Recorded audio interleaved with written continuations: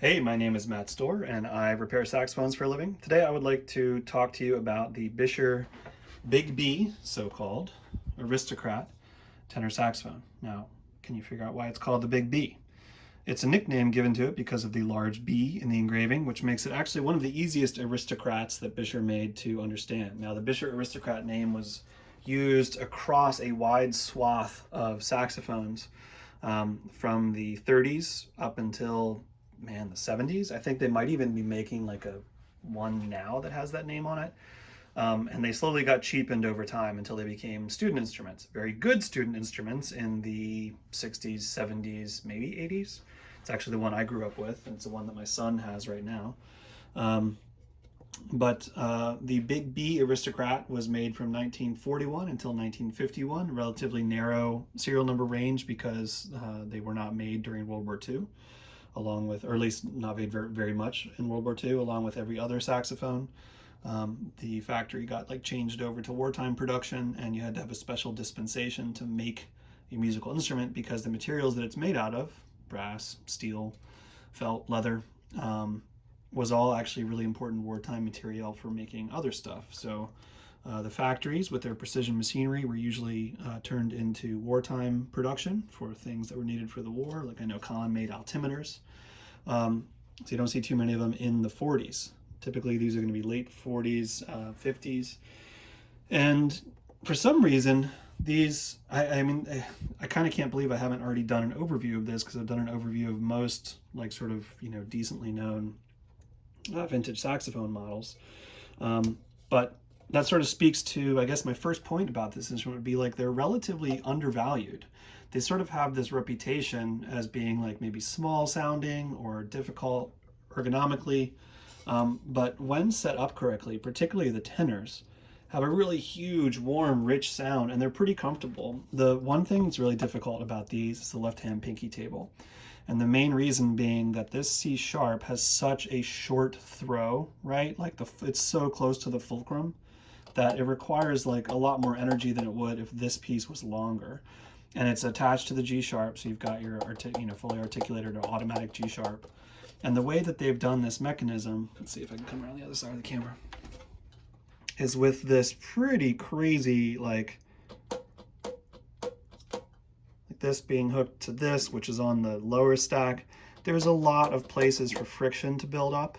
And if this is not absolutely perfect, you're either going to have friction or slop or both, and it's just going to feel terrible to start. Plus, you're going to have to be actuating the G sharp with it. So typically the C sharp on these can feel really bad. But if you do it right, it doesn't feel too bad. The main things you got to do is make this perfect mechanically down here. Have your pad seat be perfect. Remove as much as possible friction from the G sharp mechanism, which you can see back through here. See, my finger is over top of it now. Watch how that actuates. Right, that needs to be super smooth. Let's see if we can get up a little closer, if it's going to focus on it. I don't think so. And the G sharp needs to be sprung fairly light, but not so light that it doesn't like close this well, right? And when you do that, then the C sharp can feel okay. Not great, but okay. And that I think is the biggest ergonomic challenge with these. Although on vintage horns, like this horn has a right angle neck, very much like the 10M. Often it gets pulled down. As you can see, this one was pulled down and then repaired, but not all the way. And so I did it kind of the rest of the way and got that evened out. You'll see these pulled down quite a bit. Another problem thing to watch out for is the neck tenon, although not as thin as cons, and therefore not quite as often damaged as cons. And that little circle there, that's original. That's not someone drilling that out. They put that in there to keep it from splitting, like cons do split all the time. But this like giant lyre holder being off to the side, a lot of times this will get hit and it'll actually like create like a bump on the inside here. So you've got to watch out for that on your key fitting, or on your neck fitting. And I apologize for talking a mile a minute. I have to package this up in like 10 minutes so I can get it ready in time to go out today. Another thing you'll see is the engraving, like on this one, has turned kind of red. It's halfway through like its cycle, right? There's what the engraving looks like originally. This is original finish. And then it starts to like, a lot of times, wear or get corroded like under the lacquer, which is happening here, which is why it's still red, because I couldn't get to it because I wasn't going to remove the lacquer to clean it. And then that lacquer will flake off, and you'll see that a lot around these, is that the lacquer is flaked off around this like really intricate engraving around the big B. But that's, you know, mostly a cosmetic issue versus anything else. The bell to body brace is kind of skinny. You can see there it's got like a relatively like small, just like regular sized post at the bottom. So if these get hit to where the, you know, bell gets like pushed in towards the body, you will have a dent in here for sure. These also feature, let's see if I can make it so you can see them. These also feature the snap-on resonators.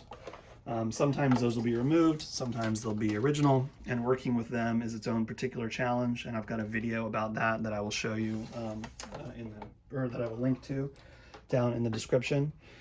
The keyboard is fairly comfortable. It's got these nice wide flat pearls that really look nice and feel pretty good.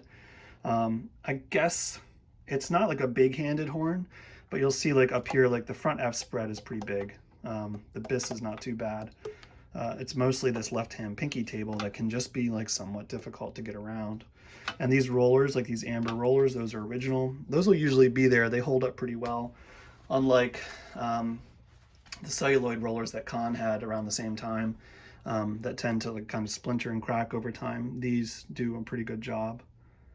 You can see those side keys. That's what it's supposed to look like there. And speaking of side keys, you see how long the arm is here. It is really hard to spring this hard enough that this doesn't vibrate open when you're playing like a low B flat or something, or playing a subtone. Anything, if your pads are sealing well and you play in a way that you get a lot of pressure, these side keys, mostly the B flat and the low C sharp, can start vibrating.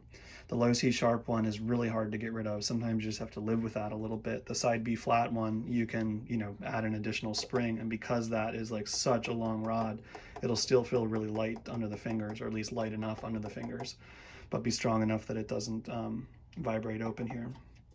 The octave mechanism is like absolute simplicity. You've got that little like rotating box there, and it just works all the time. It's really hard to get that wrong. You just need to make sure that this is straight. There's actually a rod that goes from here to here. Make sure that's straight and there's no binding, and make sure there's not any play in this mechanism. You'll also notice that there is a long rod in the upper stack that goes from here to here. So the entire upper stack, including half the octave mechanism, is on that rod, and that can get bound up pretty badly, and it can, you know, like, this doesn't have any play in the mechanism because I did a full mechanical rebuild on it, but that can be somewhat of a pain to do, especially if the instrument's been bent. This instrument had a bit of a body bend in it, not too bad, but once I started to get this tight, it became really evident. So I hadn't even noticed it by looking at it, and I had to sort of straighten out these posts a bit and put the body just like, I don't know, a millimeter back. But the posts were sort of out of alignment with each other. Same thing almost on the lower stack, where you've got a rod from here to here that includes the G sharp and the low C sharp. And you know, this being on a different rod than the low C sharp actuator mechanism, but linked to it, these have to be in really good alignment, and messing with this mechanism is going to be something that, if you get lucky, it hasn't been screwed up, it might not be too hard, but if it is hard, it's like a mind bender, and it can take a while to get right. And actually, there's people that, because it's so difficult to get right, will just completely retrofit this with like a mini ball mechanism or something, which is a lot of work to do, right? I mean, it must be a real pain in the butt if they're replacing it with something like that. And that is actually a somewhat common aftermarket modification of these instruments. Also, the low B and low B flat are on a long rod. That's more common on old instruments. So you got to make sure that's nice and straight if you want that to be, you know, feeling good. And if you want to fit it, let's see. The key heights on these, generally, you're going to want them to be like moderately open. They can be more open than you see here, but that might give you some like intonational weirdnesses.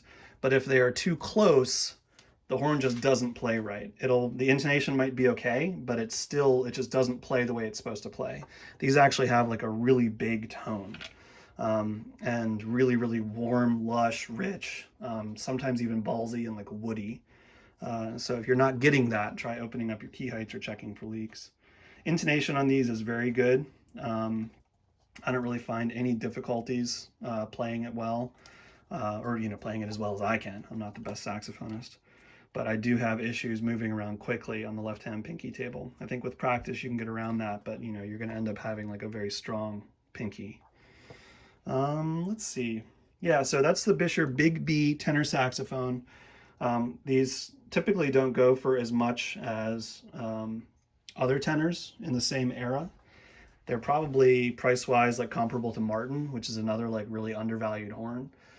I asked like people on my Facebook why they were undervalued, and I got a lot of really interesting answers. I think possibly what might be like the root of it is like Buescher's, they had a real strong proponent of them in classical music, who sort of maybe colored the brand and made people think that they were only for classical music. And this particular one is not one that's favored by like the classical school that plays like Buescher instruments.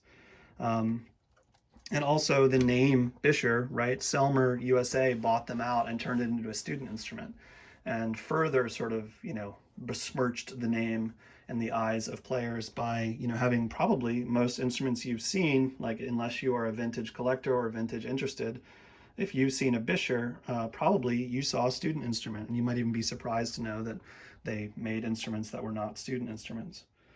So that's the Buescher Big B Aristocrat, sometimes called the Aristocrat Series 2. Sometimes this one have a model number? Yep, model 156. After a certain serial number, you'll see a model number underneath the serial. And these were made in alto, tenor, and baritone, not soprano. And oh yeah, and they've got these ribbon key guards, which are pretty cool, pretty neat looking. But the whole thing is single post construction with posts this big everywhere, and they can get knocked into the body pretty easy. So you may find yourself doing some dent work, and particularly if they've been crushed back here, that can be a bit of a pain to get straight. These were straight. There was like a little bit of a push in right here, but it came out no problem.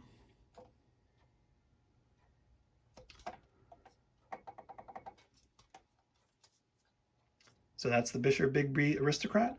Hopefully you find that helpful, useful, informative. Sorry for the speed talking and the one take nature of this. I've got to get it packed.